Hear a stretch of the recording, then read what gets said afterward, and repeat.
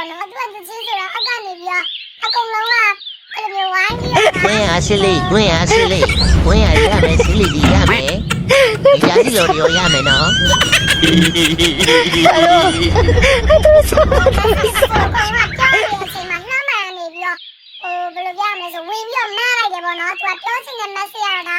သူတို့ဘာဖြစ်စစနဲ့နှမ်းမှန်နဲ့တက်သွားတဲ့အကြောင်းရင်းမှာနက်ရှိသူဆိုတော့မဟုတ်ဘူးဆိုရဲအကြောင်းကိုသူကအရင်ကတော့ follow ထားတဲ့ kiss ရဲ့ video ကြီးကိုတင်ချပြီးတော့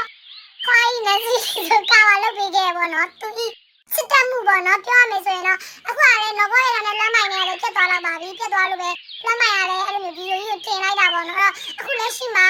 လက်မိုင်ကကာဝယ်ပေးရပေါ့နော် next video ဆိုပြောနေကြတဲ့လူတွေကိုသူကကာဝယ်လုပ်ပေးရပေါ့နော်မလေးသူကြီး ဝင်ရစီလေးဝင်ရစီလေးဝင်ရရမယ်စီလေးဒီရမယ်ဒီကြစီလို့ရောရမယ်နော်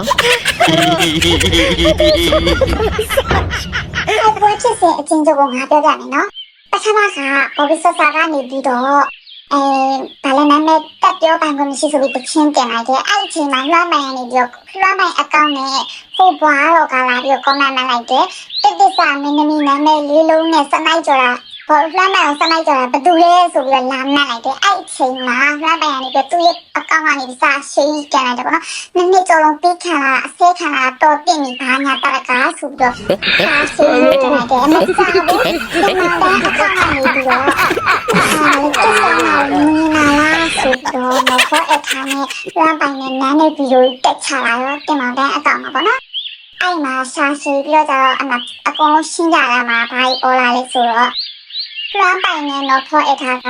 MTV တွေစကားရရင်းနဲ့အပြင်မှာခဏခဏဆုံတာအဲ့ဆုံရနေပြီးတော့နော်ဖို့အခါကလွှမ်းပိုင်ကိုစနိုက်ကြော်သွားတာအဲ့စနိုက်ကြော်ပြီးတော့မကြောက်အားရပြန်နှိုက်သွားခွိုင်းတော့ပြန်ပါသွားတယ်ပေါ့နော်ကန်ဆယ်ရင်းနဲ့ပါကန်ဆယ်လုံးပြီးတော့လွှမ်းပိုင်ကခွိုင်းတော့ပါသွားတယ်ခုလက်ရှိကလွှမ်းပိုင်ကခွိုင်းနဲ့တွဲနေတာပေါ့နော်